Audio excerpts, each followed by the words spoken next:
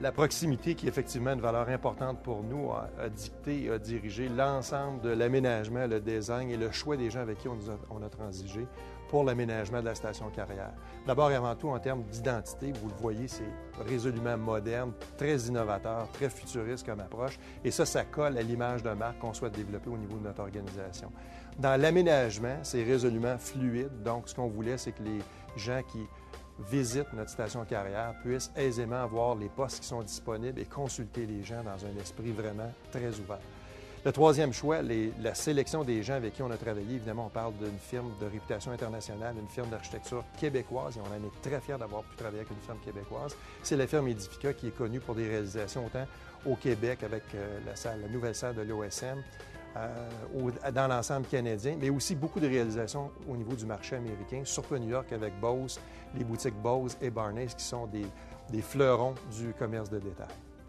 Cette première collaboration avec la Banque Laurentienne, c'est la rencontre d'une équipe de professionnels de l'aménagement avec un client motivé et motivant.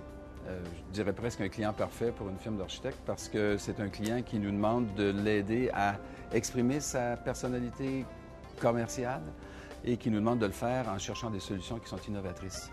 Il y a trois grands éléments qui viennent structurer le concept. D'une part, la planification des espaces.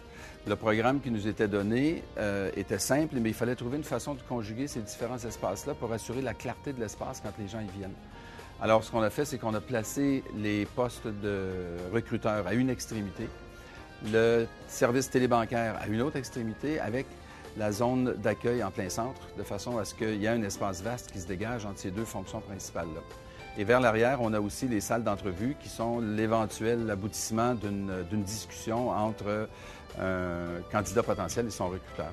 Le deuxième élément du concept, c'est l'utilisation des lamelles verticales qui visent trois objectifs. Le premier, c'est de créer un impact graphique visuel dans le métro. C'est clair, quand on s'éloigne de l'espace, on le voit de très loin et ces éléments-là attirent notre regard. Le deuxième effet des lamelles, c'est de créer une relation entre le passant du métro et les gens qui y travaillent à l'intérieur de la station. En fait, ce qu'on se trouve à créer, c'est un espèce de grand panneau réclame vivant, animé, habité, en plein milieu du métro. Le troisième effet de ces lamelles-là, c'est de créer un fil conducteur à travers l'espace. Donc, on a cerné l'espace du service du centre télébancaire et cette lamelle, ce jeu de lamelles-là continue pour aller faire le tour de l'espace et nous amener jusqu'à l'endroit où les recruteurs sont installés. Le troisième élément du concept, c'est les postes de travail qui sont planifiés dans une configuration circulaire pour vraiment accentuer l'effet de synergie et le travail d'équipe des gens qui travaillent à Banque Laurentienne.